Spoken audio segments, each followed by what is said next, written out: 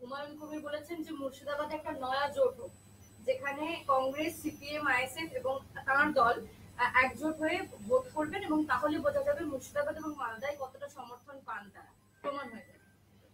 আচ্ছা, তুমি যখন বলেছো, যার নাম বললে সেই হুমায়ুন কবির কে, তার রাজনৈতিক পরিচয় দাঁড় করতে আমার, তাহলে তৃণমূল বিধায়ক করে বলো। তৃণমূল বিধায়ক হুমায়ুন কবির বলেছেন, তাহলে তৃণমূলের অবস্থা বুঝতে পারছো, অন্তত মুর্শিদাবাদে বুঝতে পারছো যে তৃণমূলের বিধায়কই চাইছেন যে তৃণমূল বিজেপি বাদ দিয়ে বাকিরা সব যদি এক কাট্টা হয়ে যায় তাহলে তৃণমূলকে নিশ্চিহ্ন করে দেবো, এটাও বলেছেন উনি, শূন্য করে দেবো। তা তৃণমূলের ঘরে আগুন লেগেছে, এটা বোঝা যাচ্ছে। আমি সে আগুনে কোনো অভিতাতুই দিচ্ছি না, এটা হচ্ছে স্টেট অফ অ্যাফেয়ার্স। দুই, যারা বামপন্থী, শূন্য, বাম নেই, এইসব বলেই তো ভোট হয়েছে। তাহলে এখন বলছে যদি কংগ্রেসে আইএসএফ এর সঙ্গে বামেরা যদি চলে আসে তাহলে আমরা খেলা দেখিয়ে দিতে পারবো। কিন্তু যারা এতদিন ধরে খেলা হবে বলেছে তারা তো বলেছে সিপিএম নেই, বাজারেই নেই। তাই এটা একটা পক্ষান্তরে স্বীকৃতি যে বিকল্প হিসেবে এই সব আমরা যা বলি বিজেপি তৃণমূল বিরোধী যদি মানুষ সংঘবদ্ধ হয়, সমঝোতা হয়, জোট হয়, তাহলে তৃণমূলকে এই বাংলা থেকে দূর করা যাবে। উনি যদি মুর্শিদাবাদ বলে থাকেন, আমি রাজ্যের কথা বলবো, রাজ্যেই দূর করা যায়।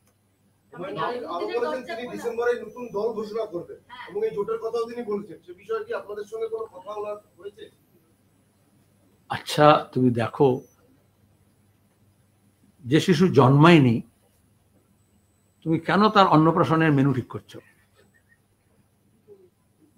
যখন দল তৈরি হবে, দলের কর্মসূচি কি, কারা নেতৃত্ব, তাদের উদ্দেশ্য কি, লক্ষ্য কি, তারা কোন ইস্যু নিয়ে আন্দোলন সংগ্রাম করছে বা নির্বাচনে যেতে চাইছে, তার ভিত্তিতে সিদ্ধান্ত হয়।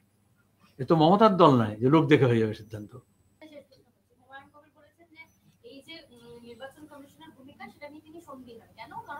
তারা বলেছিলেন কিছু আধিকারিকের বিরুদ্ধে এফআইআর করতে, রাজ্য সরকার করেনি, কিন্তু কমিশনে কোনো রকম ব্যবস্থা নেয়নি। তাহলে কি তারা নিরপেক্ষ? নতুন কথা বলেছেন দেখছি, আমি যা কথা বলেছি উনি তাই বলেছেন। একটু বলে দিলাম, আমি তো উত্তর দিয়ে দিলাম। আমি বারবার বলছি সিপিআইএম আমাদের দলের সিদ্ধান্ত দেশ, রাজ্য, দেশের মানুষ, রাজ্যের মানুষকে বাঁচাতে, তাদের জীবন জীবিকার অধিকার প্রতিষ্ঠা করতে, তাদের নিরাপত্তা রক্ষা করতে, বিভাজনকে রুখতে বিজেপি, তৃণমূল বা শর্টে বললে আরএসএস অ্যাফিলিয়েটেড যে কোনো সংস্থাকে বাদ দিয়ে বাকি সবাইকে আমরা জড়ো করব। কাঁথা স্টিচের কথা বলেছি আমি, মানে কাঁথা স্টিচ শাড়ি যেরকম সেটা নয়, কাঁথা সেলাই করে, জানো এই শীত আসছে তখন কাপড় জুড়ে জুড়ে, তাতে সবসময় নতুন কাপড় থাকে তা নয়।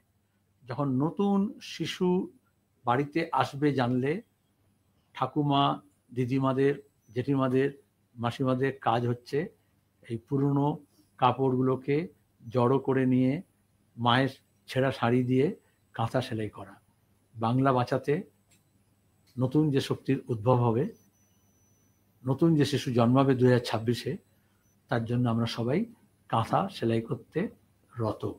সেখানে অল আর ওয়েলকাম। ধন্যবাদ।